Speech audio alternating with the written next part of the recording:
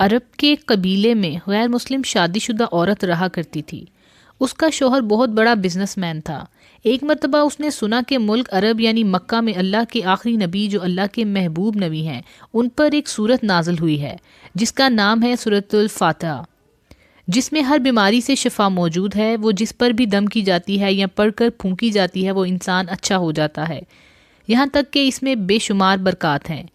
اس میں اب عقیدے کی بات ہے، مسلم ہو یا غیر مسلم، اللہ پاک جس کے دل میں ایمان کی روشنی ڈالنا چاہے، اللہ کی قدرت کا تو آپ سب کو اندازہ ہوگا۔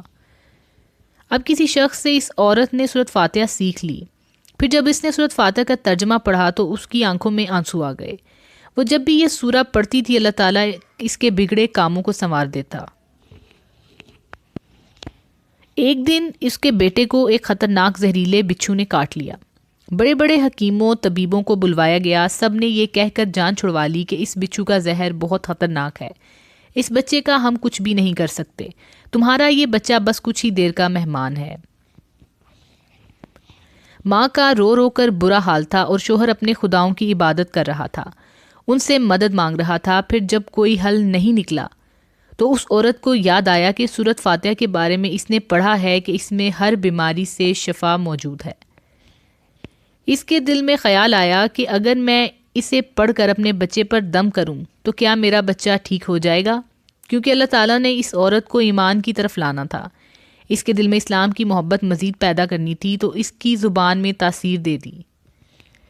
جب اس نے اس سورہ کو پڑھ کر اس جگہ پر دم کیا جہاں بچھو نے کاٹا تھا تو اس کا لڑکا اٹھ کر بیٹھ گیا، اور جب اس نے سورہ فاتحہ کو پانی پر دم کر کے پلایا تو وہ اٹھ کر ایسے کھڑا ہو گیا جیسے کسی بچھو نے کبھی کاٹا ہی نہیں تھا۔ اس کا شوہر دوڑتا ہوا اس کے پاس آیا اور کہنے لگا کسی طبیب نے اور کسی حکیم نے اسے ٹھیک نہیں کیا، تو تم نے ایسا کیا عمل کیا جو یہ بچہ ٹھیک ہو گیا؟ اس نے کہا کچھ بھی تو نہیں، بس ایک سورہ ہے جو ہر بیماری کو ٹھیک کر دیتی ہے، بس وہ مجھے یاد تھی، میں نے پڑھ کر اپنے بچے پر دم کیا اور اس کا پانی پلایا، تو دیکھو کیسے ٹھیک ہو گیا ہمارا بچہ۔ اس کا شوہر بجائے خوش ہونے کے اس سے ناراض ہو گیا کہ یہ تم نے کیا جادو ٹونے کر رہی ہو۔ اس کی بیوی کہنے لگی زندہ صحیح سلامت ہے اور ہمارا بچہ ورنہ ہم سے بچھڑنے والا تھا۔ اس نے کچھ نہ سنا اور اپنی بیوی کو ڈانٹنے لگا کیونکہ اسے اسلام سے نفرت تھی۔ جب اس کی بیوی یہی عمل کرنے لگی تو اس کی اپنی بیوی سے بھی نفرت ہو گئی۔ اب اس نے اس پر ظلم کرنا شروع کر دیا، ہر روز اس کو مارتا پیٹتا اور کہتا کہ اب میں نے تیرے منہ سے یہ سورہ سنی تو یاد رکھنا تیری کھال کھینچ لوں گا۔ اس کو اللہ کے کلام پر بالکل یقین نہیں تھا۔ جب اس کی بیوی کو اللہ کے کلام پر یقین ہو گیا، اب اس عورت کو اللہ تعالیٰ نے کس طرح مدد کی یہ بھی بڑا ایمان افروز ہے۔ اس عورت کا شوہر جب گھر سے کام کرنے کے لیے نکلا، نکلتے وقت جب اس نے اپنا جوتا پہنا تو اس میں وہی بچھو موجود تھا جس نے اس کے بیٹے کو کاٹا تھا۔ اس کے ڈنگ سے وہ بچہ تو بچ گیا مگر خود بچ نہ سکا، کیونکہ جب بچھو نے اس کو کاٹا تو زہر پورے جسم میں پھیل گیا اور تڑپ تڑپ کر وہیں دم توڑ گیا۔ خاندان میں یہ خبر پہنچی تو کوہرام مچ گیا۔ اب شوہر دنیا سے جا چکا تھا۔ شوہر کے مرتے ہی اس کے گھر میں تو نوبت فاقوں تک آ گئی۔ وہ عورت قرض دار ہو کر رہ گئی۔ وہ بہت پریشان تھی، دل میں پھر وہی بات آئی کہ میں سورۃ فاتحہ کا ورد کرتی ہوں، کیا پتہ میری پریشانیاں بھی دور ہو جائیں۔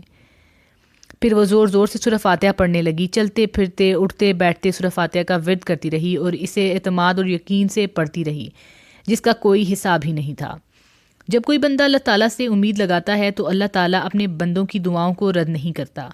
پھر یوں ہوا کہ 7 دن کے اندر اندر اس کو خوشخبری مل گئی کہ اس کے کاروبار کو سنبھالنے کے لیے اس کے شوہر کا دوست آ گیا ہے۔ جب دوست کو خبر ملی کہ دوست کی بیوہ کا کوئی سہارا نہیں ہے تو وہ اس کی بیوہ کے پاس آیا اور کہنے لگا آپ فکر نہ کریں، وہ میرے بھائی کی طرح تھا، میں آپ کی مدد کروں گا اور جو بھی پریشانیاں ہیں وہ سب دور ہو جائیں گی۔